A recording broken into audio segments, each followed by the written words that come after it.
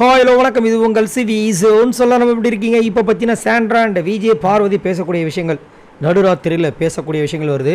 நடுராத்திரியில் தான் வந்து நிறைய சம்பவங்கள்லாம் நடக்குது இந்த பிக் பாஸ் சீசன் 9 பொறுத்த வரைக்கும். மற்ற சீசன்லாம் பார்த்தீங்கன்னா கொஞ்சம் தான் பேசுவாங்க, ஒரு குரூப் ஆஃப் பீப்புள் மட்டும் தான் பேசுவாங்க. ஆனால் இதில் மட்டும்தான் பேசுகிறாங்க பேசிக்கிட்டே இருக்காங்க. அப்புறம் எப்படி காலைல எழுந்திருக்க முடியும்?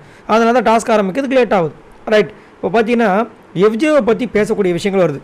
அதாவது விஜய் சேதுபதி அவர்களுடைய எபிசோடில் எப்படி கேப்டன்சியை பற்றி கேட்பாங்க, அதில் விஜய் பார்வதி முடிவு பண்ணிட்டாங்க. எப்படி இருந்தால் அவங்களுடைய கேப்டன்சி சொல்லுங்கன்னு போது, சார் எஃப்ஜே வந்து முதல் நாள் கூல் சார், ரெண்டாவது நாள் ஓரளவுக்கு கூல் சார், மூணாவது நாள் மாறினார் சார், நாலாவது நாள் எப்பவும் போல் அந்த விடலை பையன் வெளியே வந்துட்டார் சார். இந்த விடலை பையன்றது விடமாட்டாங்க பொழுது. ஆனால் இதை சொன்னது பிக் பாஸ், அதனால் பிடிச்சிக்கிட்டாங்க. அவங்க பிடிச்சி கலாய்க்கிறாங்க. இப்போ திவ்யா என்ன சொல்கிறாங்கன்னா, அதாவது சாண்ட்ரா என்ன சொல்கிறாங்கன்னா, திவ்யா சொன்னதை ஒரு விஷயத்த வந்து அங்கே சொல்கிறாங்க. என்ன சொன்னாங்க, யாரை சொல்கிறாங்கன்னா, விக்ரம் பற்றி. கம்பி உருவனவெல்லாம் பேசுகிறான் பாரு அப்படின்ற மாதிரி விக்ரமை வந்து கலாச்சிருக்காங்க திவ்யா. அதை வந்து சாண்ட்ரா சொல்லும்போது இவங்க கேட்குறாங்க, எதுக்காக அப்படி சொல்கிறாங்கன்னா, அவன் கேப்டனே வரக்கூடாதுன்னு சொல்லிட்டு இவன் கம்பியில் உருவனான் விக்ரம், எஃப்ஜே வரக்கூடாதுன்ட்டு.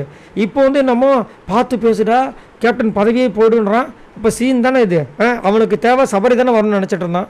இப்போ வந்து இதுக்கு இவ்வளோ சீனாக போடுறான்றாங்க. ஆஹா ஆமாயா, அப்படி எதுக்கு இன்றைக்கி வந்து இவ்வளோ சீன்னா? அதுதான் விக்ரமோட திறமை. பண்ணுறதை பண்ணிவிடுவார். அந்த பண்ணவங்களுக்கு வந்து மறக்கிற அளவுக்கு ஒரு அன்பை காட்டுற மாதிரி ஒரு சீனை ஓட்டுருவார்.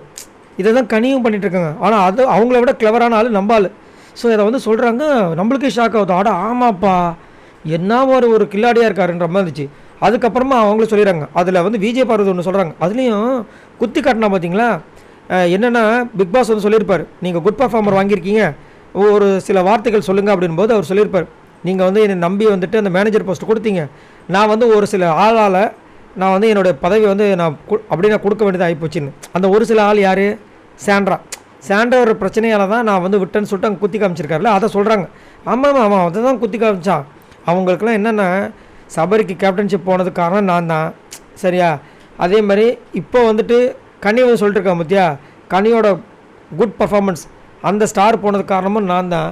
ஏன் இந்த பிக் பாஸ் இல்லை கரண்ட் போனால் கூட அது நான் தான்ன்ற மாதிரி தான் பேசுவானுங்க அவனுங்க. விடவும் முடியாது, அவனுங்களை வந்துட்டு நம்ம திருத்த முடியாதுன்ற மாதிரி புலம்பி தள்ளுறாங்க சாண்ட்ராவும் எஃப்ஜேவும். ஆனால் உண்மை தான், நானே கொஞ்சம் ஷாக் ஆகிட்டேன். கம்பி உருவம்லாம் வந்து பேசுகிறான் போது நான் கூட வேறு ஏதோ கம்பி கட்டுற கதைலாம் அப்படின்ற மாதிரி கலாய்க்கிறாங்கன்னு நினச்சேன். ஆனால் இப்போ யோசிச்சு பார்த்தா தான் எஃப்ஜே வரக்கூடாதுன்னு விக்ரம் வந்து அவ்வளோ வேலைகள் பண்ணார். ஃபுல்லாக வந்து கம்பி உருவிட்டு இருந்தார். ஆனால் இப்போ என்னடான்னா எஃப்ஜேக்கு சொம்ப தூக்கிட்டு இருக்காரு. ரைட்ரா? சரி, இதை பற்றி உங்களோட கருத்துக்களை சொல்லுங்கள் பாய் நண்பர்களே.